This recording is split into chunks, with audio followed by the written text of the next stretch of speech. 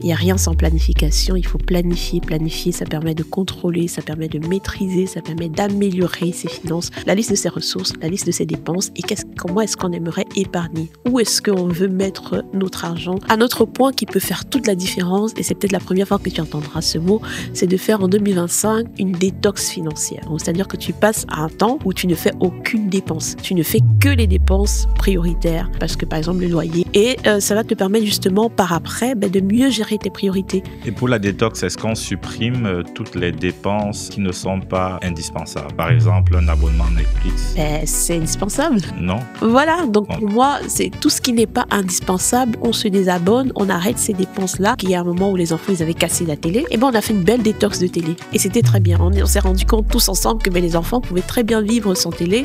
Quand on voulait adorer, il y avait les téléphones, donc ça se passait très bien. Bonjour à tous et à toutes. Bienvenue à cette nouvelle émission. Nous allons traiter d'un sujet important qui peut vous aider à changer complètement la face de votre année 2025. En effet, nous allons parler de 7 choses que vous devez absolument faire pour améliorer vos finances en 2025. Et pour cette émission, je suis accompagné de ma charmante épouse Gaëlle. Bonjour, Gaëlle. Bonjour tout le monde, bonjour. C'est un plaisir à chaque fois d'être... Oui, bon, je me demande même si je dois encore te présenter d'ailleurs. Je pense qu'à force, ils me connaissent déjà un peu. Oui, justement. Donc là, peut-être la prochaine émission, c'est toi qui dois introduire. Hein. Bon, en tout cas, on verra. Ouais. Et donc, pour les 7 choses à faire en 2025, je vais commencer. La première chose, je pense que tout le monde, j'espère en tout cas que tout le monde s'attend à ce point que je vais évoquer, c'est la prière. Prière. Parce que la prière, c'est la base de tout. Jésus, notre modèle, nous a montré qu'il a commencé par la prière, il a continué par la prière, il a terminé par la prière. Donc la prière, c'est le fondement de toute chose et nous devons également prier pour nos finances. Et lorsque nous prions pour nos finances, ce n'est pas pour dire au Seigneur, donne-moi l'argent. Donne-moi l'argent, mais c'est déjà pour prier pour notre état de cœur par rapport aux finances, parce que Dieu va nous enrichir en fonction de notre état de cœur. C'est également pour prier pour les habitudes, parce que ce sont les habitudes que nous développons qui peuvent éloigner ou attirer l'argent. Et il faut également prier pour la capacité de mettre en application les idées et d'implémenter les projets que Dieu nous confie. Et également prier pour les relations, pour que Dieu nous connecte aux bons partenaires de destinée dans le domaine des finances.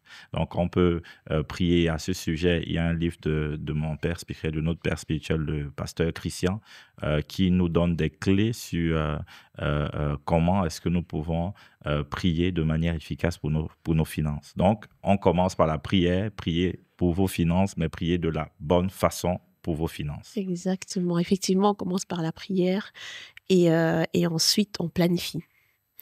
Il n'y a rien sans planification, il faut planifier. Planifier, ça permet de contrôler, ça permet de maîtriser, ça permet d'améliorer ses finances. Donc, c'est un point qui est super important de planifier ses finances. Ici, on parle de planification budgétaire. Et donc, ça demande en fait d'avoir un plan, quelque chose qui reprend, en fait, qui retrace nos avoirs, nos dépenses. Ça nous permet de savoir comment est-ce qu'on dépense notre argent, où est-ce qu'on les affecte, à quoi est-ce qu'on les affecte, qu'est-ce qui est prioritaire, etc. Donc, planifier. Ça peut être dans un bête tableau Excel, comme ça peut être dans quelque chose de beaucoup plus élaboré, mais le plus important, c'est de planifier. Donc, avoir un fichier qui reprend, comme je l'ai dit tantôt, la liste de ses ressources, la liste de ses dépenses et comment est-ce qu'on aimerait épargner. Où est-ce qu'on veut mettre notre argent durant l'année 2025. Et donc, ça, c'est l'un des points importants à faire en 2025 si on veut améliorer la gestion de ses finances. Et d'ailleurs, je pense que c'est quand même un point un peu touchy pour plusieurs. Hein. Peut-être il faudra faire une vidéo juste sur la planification financière. Oui, peut-être à terme. En tout cas, si vous êtes intéressé, n'hésitez pas à le préciser en commentaire. Oui.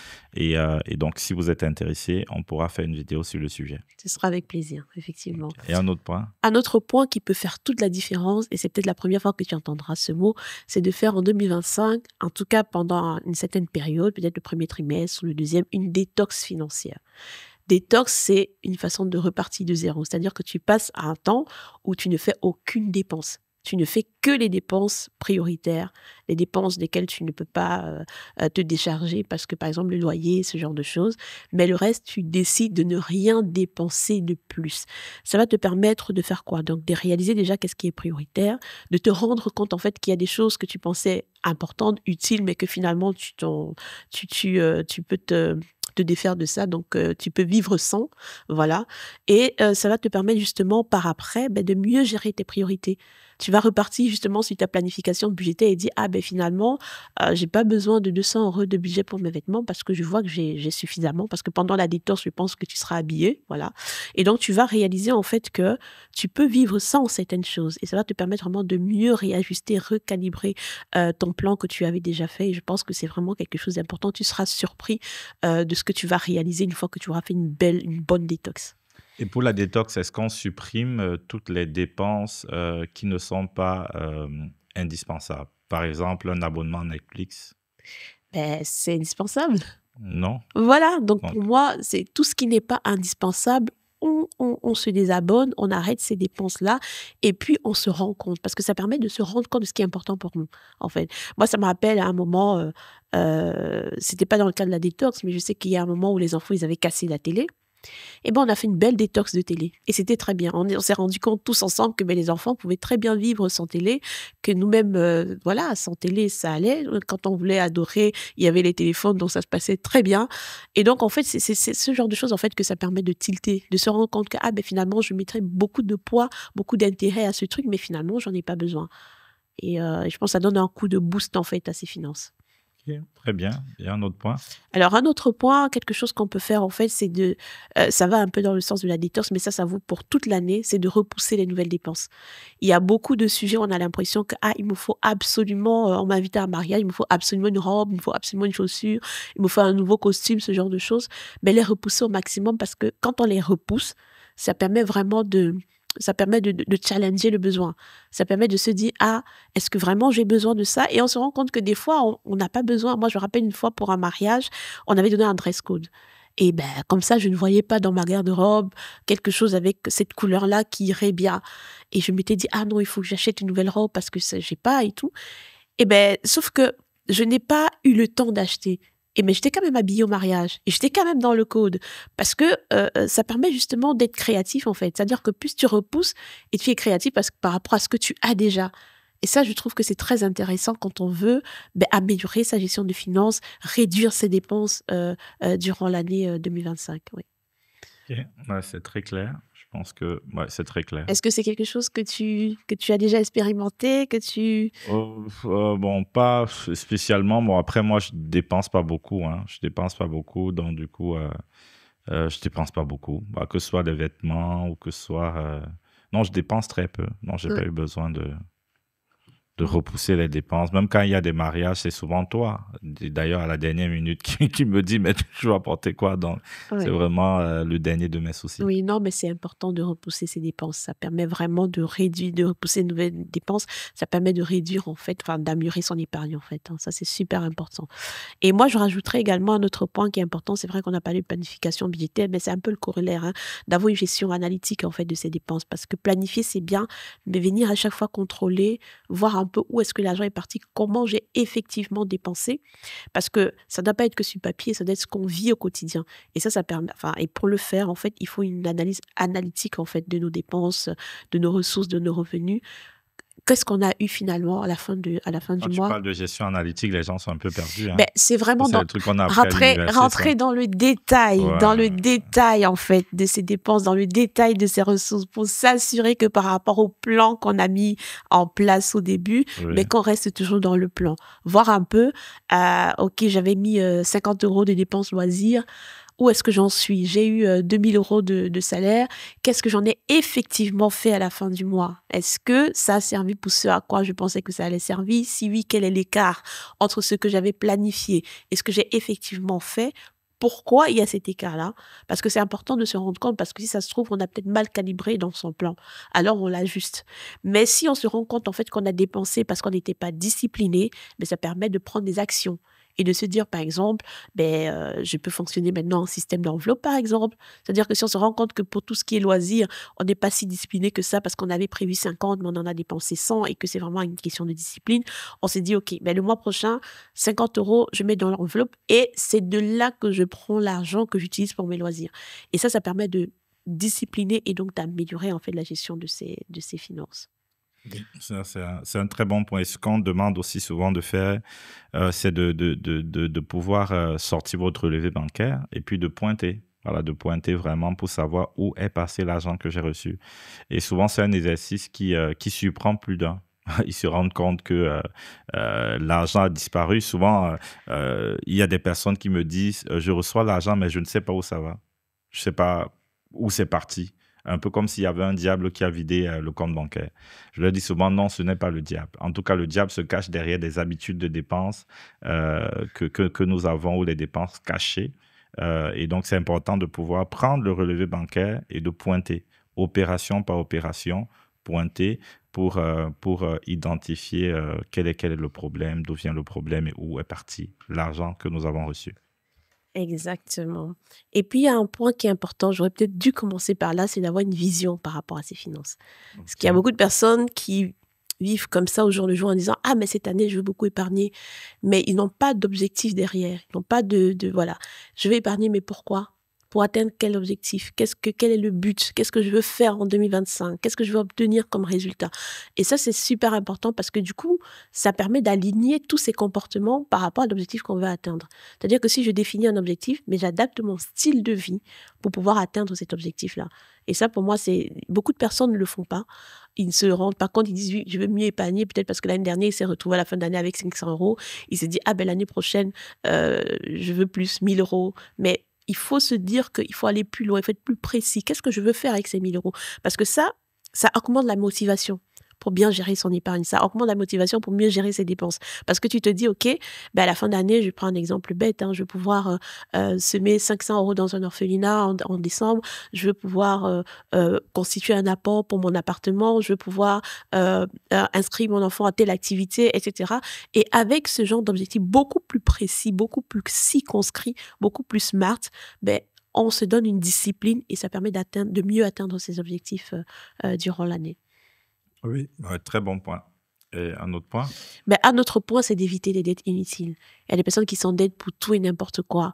Si la dette n'est pas prioritaire, si la dette n'est pas indispensable, on ne la prend pas. On ne prend pas des dettes pour une télé, des dettes pour un frigo, des dettes, voilà, non. Si on n'a pas besoin, on ne la prend pas. Si c'est vraiment pas quelque chose qui nous bonifie ou un truc duquel on ne peut pas se passer, ben on évite. Moi, duquel on ne peut pas se passer, je crois en fait. Ce que moi je conseille généralement aux personnes, c'est de ne pas s'endetter pour consommer. Oui. Parce que c'est un cycle d'appauvrissement terrible, en fait. Tout à fait. Donc, que ce soit pour la voiture, que ce soit, sauf si c'est une voiture qu'on va utiliser peut-être pour faire du transport, mais en tout cas, de ne pas investir dans un objet qui ne nous rapporte pas en retour de l'argent. Voilà, donc, c'est vraiment à proscrire, à éviter au maximum. Il y a plusieurs aussi qui s'endettent sans le savoir, puisque de nos jours, il y a des paiements en plusieurs fois. Oui. Et ils se disent, bon, je vais acheter la télévision si j'ai l'argent, mais je paye en plusieurs fois. Non, c'est ça. Il vaut mieux dépenser pour ce qu'on veut acheter, dépenser tout de suite l'argent qu'on a, plutôt que de le reporter dans le temps. Exactement. Et donc là, c'est vraiment important. On ne s'endette pas pour la consommation. On s'endette uniquement lorsque le bien va nous rapporter quelque chose. Va nous bonifier, exactement. Après, il y a une exception souvent pour les résidences personnelles et je conseille même aux personnes qui n'ont pas encore des biens qui rapportent déjà, sinon ils n'ont pas encore des biens d'investissement. Lorsqu'ils achètent des résidences personnelles, c'est d'acheter des résidences où une partie peut être mise en location. Donc, toujours une résidence qui quelque part rapporte et puis par la suite, bon, bien sûr, ils pourront avoir une résidence rien qu'à eux. Tout à fait, exactement.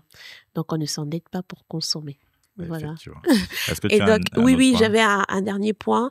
Donc, on a parlé de planifier, son épargne. Et une fois que l'épargne est planifiée, ce qu'on fait, c'est que tout de suite, quand on reçoit son salaire, on vire automatiquement le montant de l'épargne qu'on avait planifié dans un compte dédié. Et évidemment, quand je dis ça, il ne faut pas que quelqu'un pense que l'épargne est prioritaire par rapport à la dîme. Là, on sait déjà parce que la dîme est dans la liste de tes dépenses, dans la liste de tes sorties. Donc, ça, je précise. C'est juste pour que tu n'aies pas une tendance à venir toucher facilement, utiliser facilement l'épargne que tu t'es fixée. Donc, tu fais vraiment tes virements automatiques prioritaires dès le départ. On n'attend pas la fin pour se dire, ah, ben finalement, je n'ai épargné que 100 euros. Pourtant, je m'étais fixé d'épargner 200 euros, par exemple. Donc, si tu as fixé d'épargner 200 euros par mois, en tout début, dès que tu reçois ton salaire, 200 euros, ça va dans le compte épargne. Et ça, c'est vraiment important. OK. Et pour finir, on peut parler d'également mettre en place en fait les idées que nous avons. Donc, Ouais. si on veut vraiment transformer radicalement, il n'y a rien de mieux que de pouvoir entreprendre, de pouvoir investir intelligemment.